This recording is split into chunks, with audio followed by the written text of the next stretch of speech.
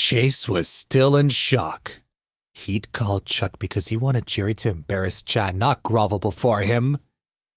He had a mind to walk right up to Jerry and give him a piece of his mind. But if he did, there was a good chance that Chase would reveal to everyone who he really was, how much wealth he had. And that was something he still wanted to keep secret, at least for now. Chase pulled out his pack of cigarettes and lit one up. Better to keep his mouth shut. From within Jerry's car, Chuck watched the whole debacle unfold. He smacked his head in disbelief. "Oh, Jerry, you're such an idiot," he thought to himself. Chase was standing right there, and yet Jerry had practically promised Chad his first newborn child in a disgusting, ostentatious show of flattery. Chuck pulled out his phone and texted Jerry. "Idiot! You're sucking up to the wrong man. Mr. Rothman is the one with the cigarette, you fool!" Jerry's phone buzzed and he pulled it out of his pocket.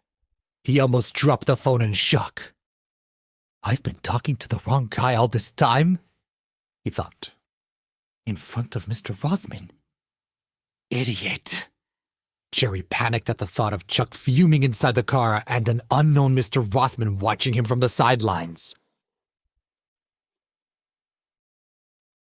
Without thinking, Jerry planted the palm of his hand flat against Chad's cheek. The sound of skin hitting skin brought the group of protesters to a standstill. All eyes were on him now. "You liar!" he shouted at Chad.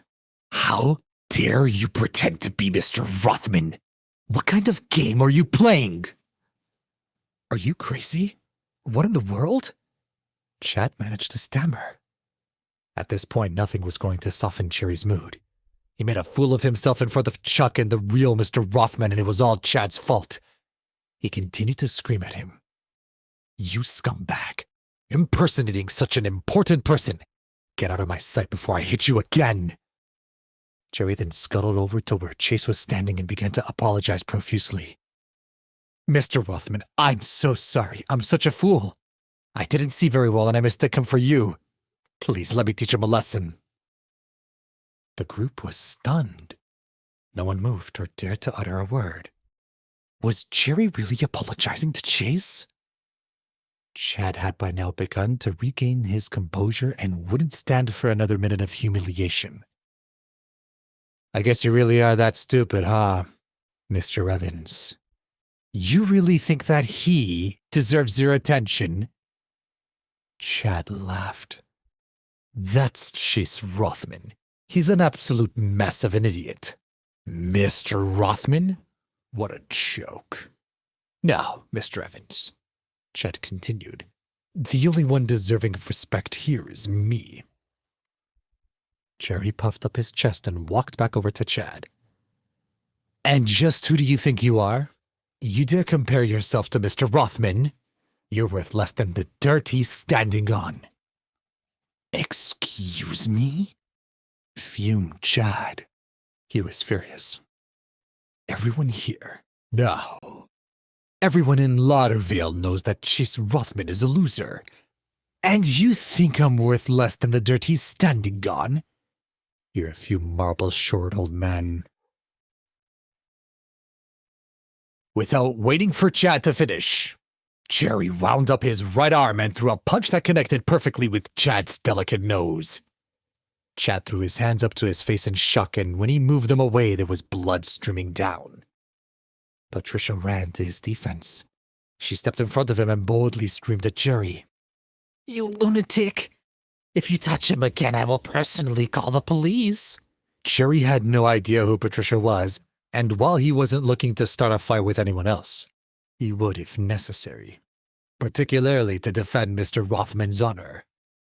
"This isn't your fight, ma'am. This man pretended to be someone he wasn't, someone important. He needs to learn his place."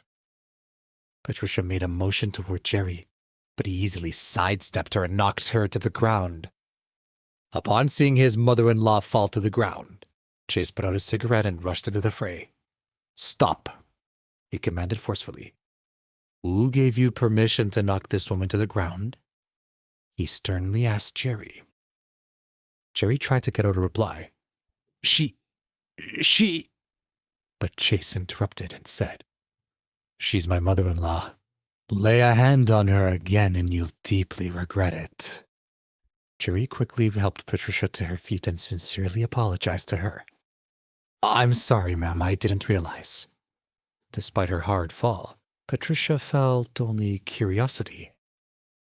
Who was this man, and why was he so differential to that horrid son-in-law of hers?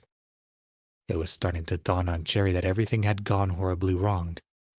He'd shown up to help Mr. Rothman, not to flatter an imposter and knock his mother-in-law to the ground. This wasn't the impression he had intended. He needed to turn things around. "Ma'am," he said, "I will personally see to it that you will receive your $500,000 investment back immediately. Plus, for your trouble and for you being Mr. Rothman's family, I will see to it that Atlantic Investment contributes an additional $200,000. Does that sound appropriate to you?" Patricia's eyes lit up. An extra $200,000? At that moment, she almost forgot that she had been knocked to the ground. "Yes," she replied.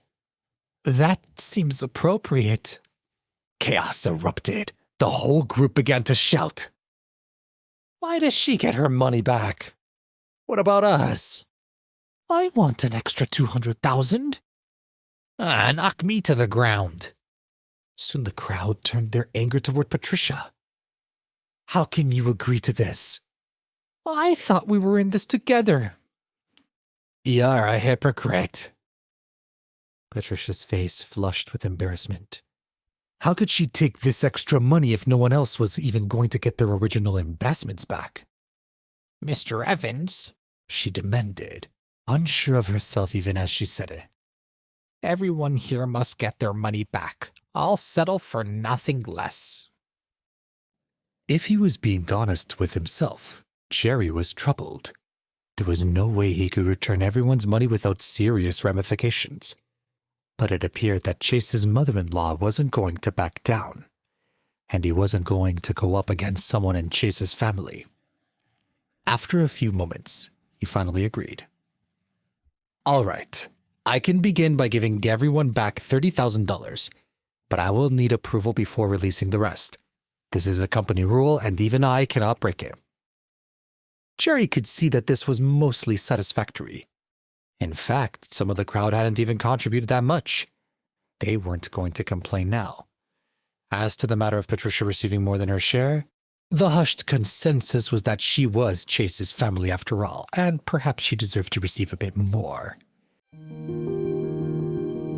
Please subscribe to the Pocket FM YouTube channel and press the bell icon for instant notification. Check out our channel for more such exciting shows.